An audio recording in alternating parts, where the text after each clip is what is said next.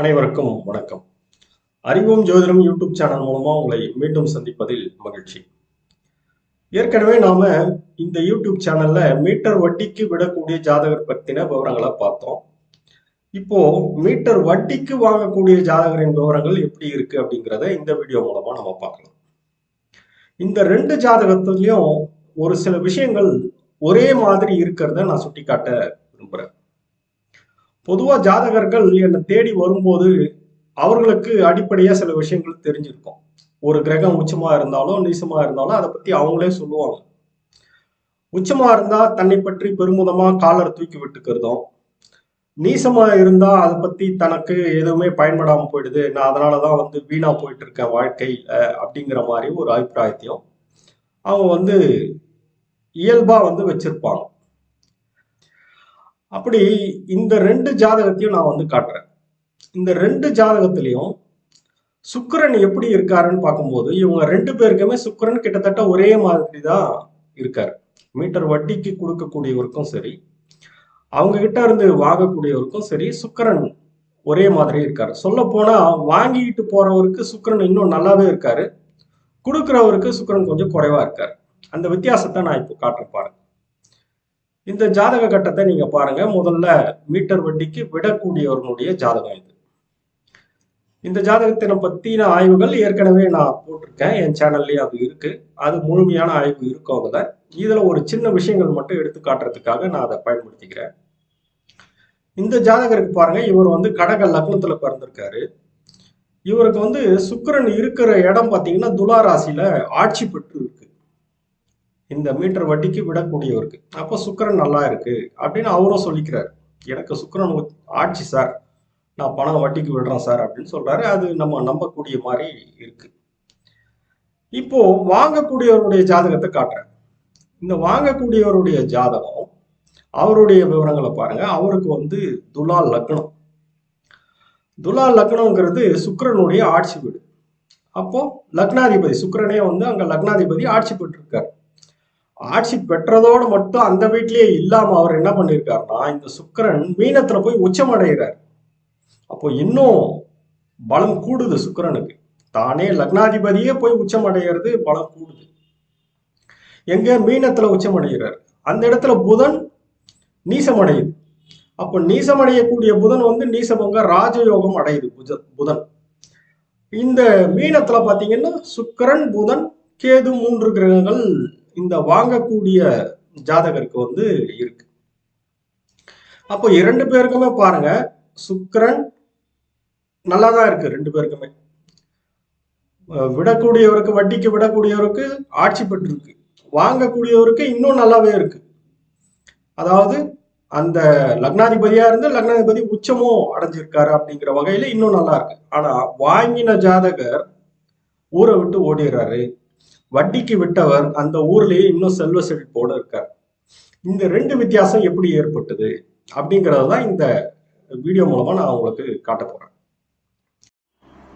இந்த பட்டியல் சமமற்ற பாவ முனைகள், 12 பாவ முனைகளும் சமம் இல்லாத இருக்கும். அதாவது 30 டிகிரி அளவில்லாத இருக்கும்.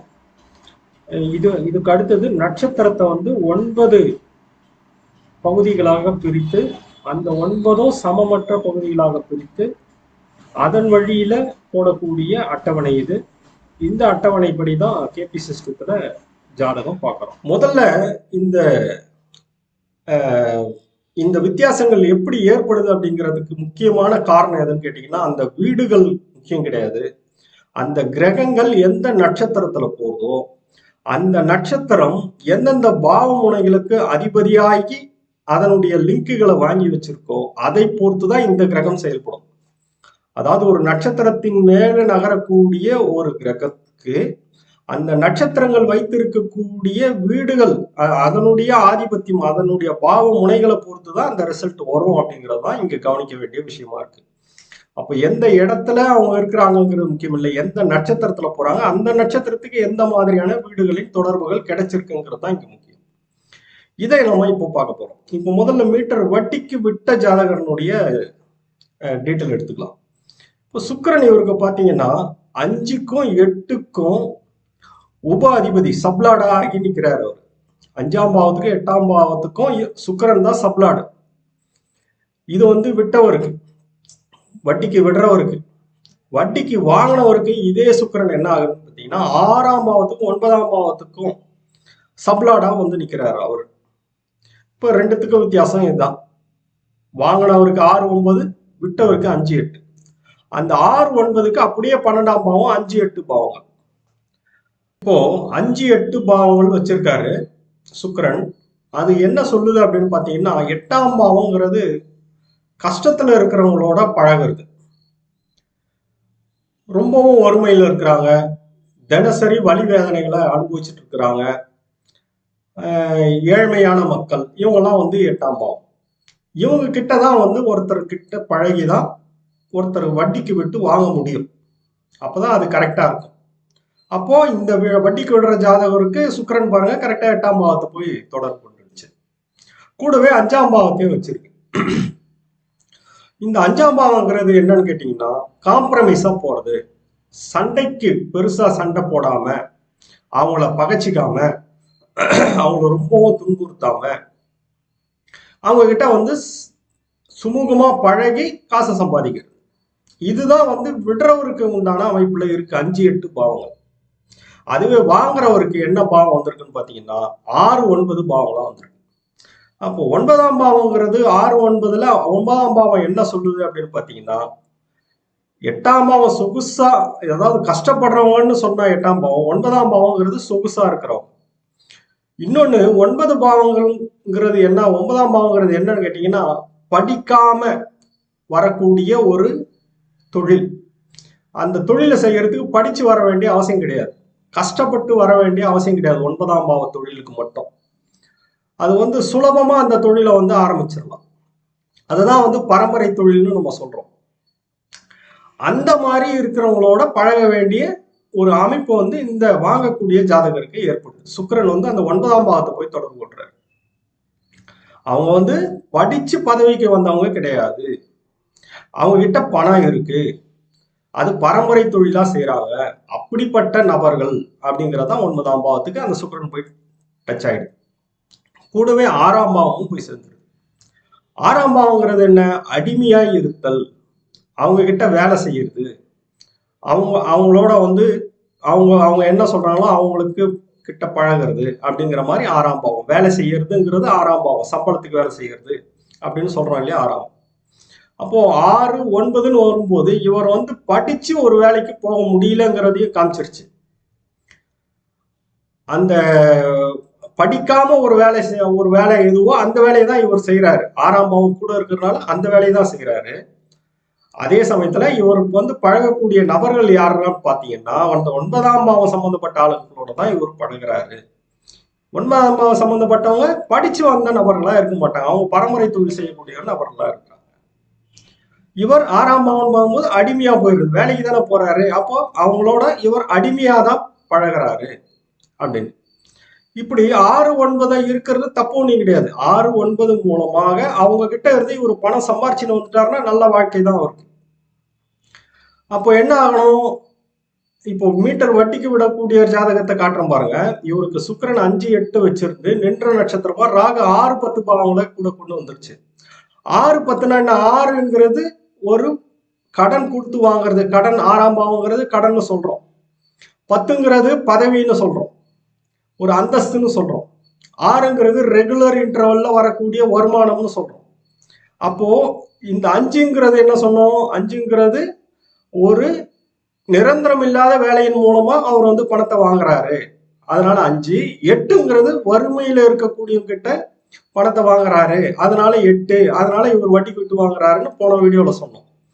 இதுல என்ன சொல்றோம்னா 6 9 மூலமா அதே 6 10 தொடர்பு கிடைச்சிருந்தாலோ, 4 6 பாவங்கள் கிடைச்சிருந்தாலோ, 2 4 பாவங்கள் கிடைச்சிருந்தாலோ, 4 6 10 பாவங்கள் கிடைச்சிருந்தாலோ இவரும் வந்து என்ன பண்ணிருப்பாரு, இவங்களோட பழகி பணத்தை வாங்கிட்டு வந்திருப்பாரு, தானும் வளர்ந்திருப்பாரு. ஆனா இந்த ஜாதகருக்கு ஒரு துரதிருஷ்டம் பாத்தீங்கன்னா இந்த 6 9 பாவங்கள் தொடர்பு கொண்ட பாவத்தை நட்சத்திரம் பாத்தீங்கன்னா சனியோட நட்சத்திரம்.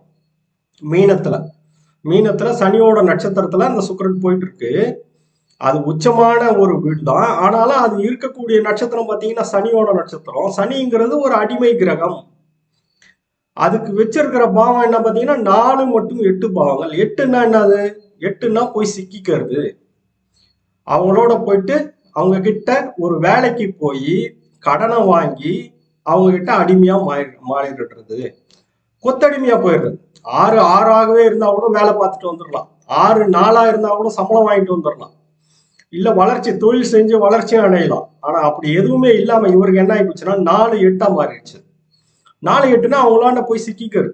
அப்போ இவர் ஆட்டோமேட்டிக்கா என்ன பண்றாரு, இவர் பழகக்கூடிய நபர்கள் எல்லாமே இது போன்ற ஒரு நிரந்தர அதாவது ஒரு படிச்சு வந்தக்கூடிய ஒரு பதவியில இருக்கக்கூடிய நபர்கள் கிடையாது எல்லாருமே. அவங்க கிட்ட போய் தான் இவர் பழகுறாரு. இவர் செய்யற தொழிலும் வந்து ஒரு பரம்பரை தொழில் மாதிரி படிச்சு வந்தக்கூடிய தொழில் கிடையாது. இவர் படிச்ச படிப்பு வேற, ஆனா செய்யற வேலை வந்து தொழில் வந்து வேற தொழில் செய்யறாரு. படிப்புக்கும் தொழிலுக்கும் சம்மந்தம் இல்லாத வேலையில போயிட்டு மாட்டிக்கிட்டாரு. அதுல 8 வந்துருச்சு, சிக்கிக்கிட்டாரு போயிட்டு. 4 8 வேற வந்துருச்சு. 4ன்னா என்ன? ஒரு விஷயத்த நிரந்தரமா வச்சிருக்கிறது, அப்படியே வச்சிருக்கிறது, ஸ்டாண்டர்டா வச்சிருக்கோம், பிக்சடா வச்சிருக்கோம். அப்போ இவர் வந்து ஒரு நிரந்தரமா கொத்தடிமையா போயிடுற மாதிரி ஒரு சூழ்நிலையை இது வந்துருச்சு, உருவாக்கிருச்சு. அப்போ ஒரே சுக்கிரன் 2 பேருக்கும் பாருங்க, நல்ல வித்தியாசம் நல்லா புரிஞ்சுக்கலாம். அதுல ஒரே சுக்கிரன் 2 பேருக்கும் நல்லா இருக்கு. ஆனா நின்ற நட்சத்திரம் ஒருத்தருக்கு வந்து ராகு, அது வச்சிருக்கிற பாவங்கள் 6 10ங்கிறதுனால அவருக்கு நல்ல வருமானம் வருது. இன்னொருத்தருக்கு சுக்கிரன் நின்ற நட்சத்திரம் சனி, அது அடிமை கிரகம், தன்னை வீழ்த்துது. அந்த சனி கையிலேயே 6 10 வந்திருந்தா கூட அவர் பிழைச்சிக்கிட்டு இருப்பாரு. ஆனா அந்த சனி கையில 4 8 வரும்போது அவர் வந்து சிக்கிக் கொள்கிறார் அப்படிங்கிற ஒரு அமைப்புக்கு கொண்டு போய் தள்ளுது. இதுதாங்க பேசிக்கான உள்ள வித்தியாசம். இந்த கேபி சிஸ்டத்துல வரக்கூடிய மெத்தட் இதுதாங்க மெத்தட். ஒரு ஸ்டார், ஒரு நட்சத்திரம் தான், அது தன் கையில வச்சிருக்கிற பாவங்கள் எதுவோ அதனுடைய பலனை அது அந்த கிரகங்கள் கிட்ட கொடுக்குது. அந்த கிரகங்கள் அதை செயல்படுத்துது அப்படின்னு தான் இதுல வந்து பேசிக்கா சொல்றோம். கேபி சிஸ்டத்துல நான் சொல்றேன். இது மட்டும் இல்லாம இவர் ஏன் வந்து கொத்தடிமையாவே அவங்களாண்ட இல்லாம அவங்க கிட்ட இருந்து ஏன் தப்பிச்சுக்கிட்டு ஊரை விட்டு ஓடுறாரு அப்படிங்கிறது காரணம் பாத்தீங்கன்னா, இந்த 4 8 தொடர்ந்து வரக்கூடிய உப நட்சத்திரம், இந்த நட்சத்திரத்துக்கு வரக்கூடிய சப்லாட் அப்படின்னு பார்க்கும்போது அந்த கிரகமும் அந்த பாவங்களும் என்ன வச்சிருக்கு, அந்த நட்சத்திரமும் அந்த பாவ முனைகள் என்ன வச்சிருக்கு இருக்கிறத பொறுத்துதான் அது தீர்மானிக்கப்படுது. இப்ப இந்த 4 8க்கு தொடர்ந்து வரக்கூடிய உப நட்சத்திரம் 12ஆம் பாவத்தை வச்சிருந்தாருன்னா இவர் அவங்களாண்டே சிக்கிட்டு இருப்பார். கொத்தடிமையாவே மாறிட்டு ஒரு ஜெயில் மாதிரி உள்ள இருந்திருப்பார். 4 8 தொடர்ந்து வரக்கூடிய நட்சத்திரம் வந்து உப நட்சத்திரம் 12ஆம் பாவத்தை வச்சிருந்தாருன்னா அவங்களோடவே சிக்கிட்டு இருப்பார். ஆனா இவருக்கு என்ன வச்சிருக்குன்னா 6 9 பாவங்களை வச்சிருக்கு. சுக்கிரன் நின்ற நட்சத்திரமா சனி வந்து, சனி நின்ற உப நட்சத்திரமா சுக்கிரனே 6 9 வச்சிருக்கு. இந்த 6ங்கிறது என்ன ஆகுதுன்னு கேட்டீங்கன்னா, ஒரு போராட்டத்தை உண்டு பண்ணும். அவங்க கிட்ட இருந்து தப்பிச்சுக்கிட்டு போலாமாங்கிற ஒரு எண்ணத்தை, ஒரு பகை எண்ணத்தை வந்து உண்டு பண்ணும். அது கூடவே 9 வரும்போது அங்கிருந்து எஸ்கேப் ஆகி ஒரு தூரமா போயிடுற மாதிரி ஒரு அமைப்பை வந்து ஏற்படுத்தி கொடுக்கும். அதனாலதான் இந்த ஜாதகர் இவங்களாண்ட கொத்தடிமையா இருந்து சிக்கிக்கிட்டு கடனை நிறைய வாங்க வேண்டிய சூழ்நிலையும் ஏற்பட்டு கடனை வாங்குறாரு, வாங்கிக்கிட்டு ஊரை விட்டு ஓடிடுறாரு. அந்த 6 9 வருது. இதுவே 6 9க்கு பதில் 5 9 வந்திருந்தாலும் அதனுடைய ரிசல்ட்டும் கிட்டத்தட்ட எதுவுமே காசு கொடுக்காம 4 8 வாங்கிட்டு விட்டுட்டு ஓடுறது. இல்லைன்னா 6 10 வந்திருந்தா இவரை வந்து இவங்க கிட்ட நல்லா சம்பாதிக்க ஆரம்பிச்சிருப்பாரு. அடிமையா கொத்தடிமையா இருந்தே வந்து சம்பாதிக்க ஆரம்பிச்சிருப்பாரு. அப்படி ஒரு அமைப்பு இல்லாத போயிருச்சு. அதே 4 8 12ஓட தொடர்பு கொண்டிருந்தனா இவர் அங்கேயே வந்து மீள முடியாத அளவுக்கு இன்னும் கொத்தடிமையா போயிருப்பாருங்கிறத, இவ்வளவு வித்தியாசத்தை இந்த உப நட்சத்திரங்கள் வந்து நமக்கு சொல்லியிருக்கோம். ஆக இந்த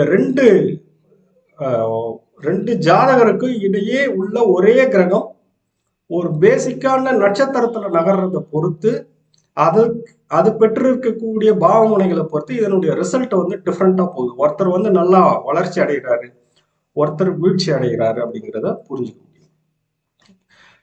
இதனுடைய தொடர்ச்சியா நான் என்ன பண்றேன், இந்த ஒருத்தர் அதாவது வட்டிக்கு விடுறவருக்கு எந்தெந்த அமைப்பெல்லாம் வந்து ஸ்ட்ராங்கா இருக்கு, வட்டிக்கு வாங்குறவருக்கு வந்து எந்த அமைப்பெல்லாம் வீக்கா போயிருச்சு அப்படிங்கிறதையும் ஒரு கம்பேரிசன் போட்டு 2 சார்ட்டா போட்டு அவங்களுக்கு வந்து மேற்கொண்டு எக்ஸ்பிளைன் பண்றேன். அது நெக்ஸ்ட் பார்ட்டா நம்ம பார்ப்போம்.